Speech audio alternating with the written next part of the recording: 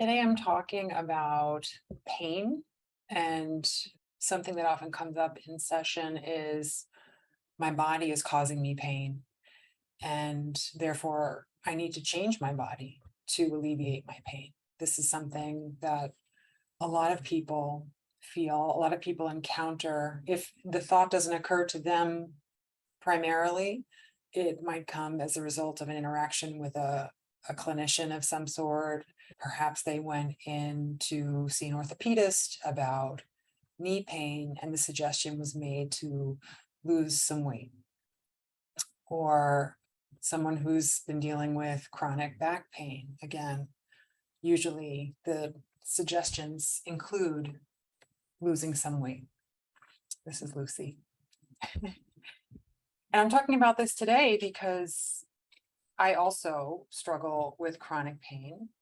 And I share that because I think it's important for us all to appreciate the fact that pain affects all of us in every shape and size and age body, but that the way that we experience it personally and in our interactions with other people often varies based on our body size. And I am very aware that as I was dealing with a herniated disc and needed spinal surgery, for example, if I were in a larger body, that would have been the first thing mentioned. So, taking all of that in and coming back to the original issue, which is that you're in pain, you're suffering, you're in discomfort, and you want to do something to help yourself.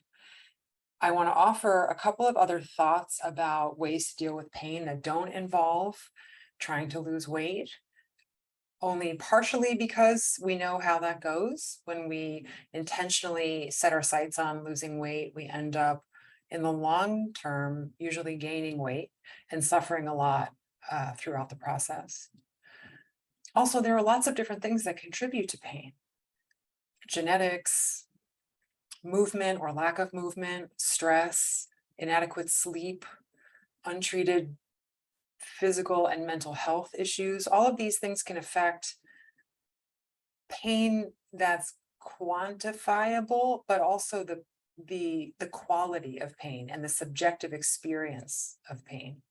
So when I'm working with someone who is dealing with pain, oftentimes we'll start at the very foundation by just assessing whether basic physical needs are being met. So, are you getting adequate quality and quantity of sleep? And if not, what are the barriers to getting that?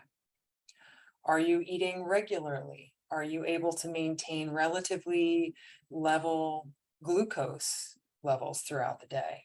Are you dealing with your stress level? Is it elevated? What are the barriers to working with that and discovering how to support yourself? And then, once you assess these things, these basic issues around your body care, you can start to explore other ways of working with pain. And those can include physical therapy, injections, sometimes movement, having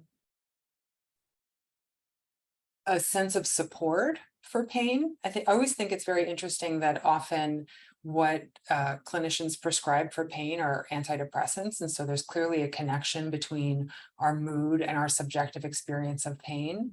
So having some sort of support for being in pain, being able to talk about your pain with other people, ideally people who understand that you are on an intuitive eating journey and are not going to judge or offer unsolicited advice about how to alleviate your pain.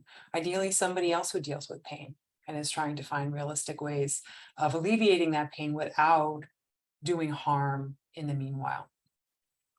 Another thing that can help alleviate pain is elevating the positive neurotransmitters and hormones in your brain and in your body. So Lucy made her appearance. I think pets have the ability to elevate those positive neurotransmitters.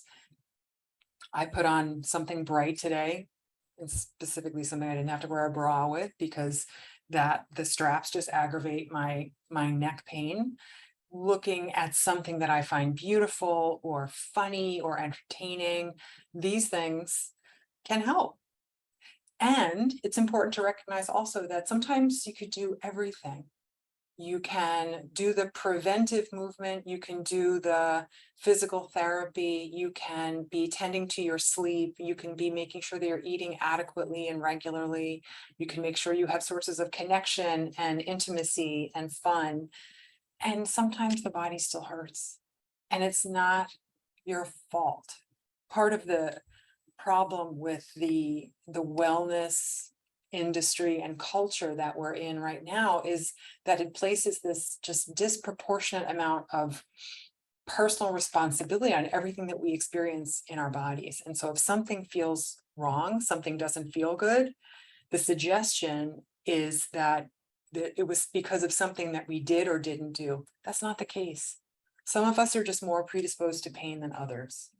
And so when you have taken the steps to try to alleviate your pain without doing harm by dieting, and you're still hurting, please don't forget that self-compassion is a really important tool to always be honing, and to acknowledge how difficult it is to feel pain. I love Kristen Neff's like 3-part approach to rousing self-compassion, and that includes acknowledging the suffering, acknowledging that we're wired to not want pain. Normalize it. Normalize the fact that our bodies do hurt sometimes for different reasons, and that we're not the only ones suffering too. And that's not to diminish your experience, that's to remind you that you're not alone. And then by offering yourself kindness, whether that's in putting on something very comfortable or taking it easy or just speaking more kindly to yourself. These are all non-diet ways of alleviating your pain. So if you are struggling with pain right now, I hope that you'll give some of these a try, and that you'll work with consciously rejecting the suggestion that the only thing or the primary thing that you should be doing is losing weight. And let me know what you find helpful when you're working with pain. If there are specific things that you say to yourself, if there are specific techniques that you use, or just emotional ways of coping that you think would be helpful to other people. I'm sure others would be really glad to hear it. So hope that's helpful, and I hope you feel good.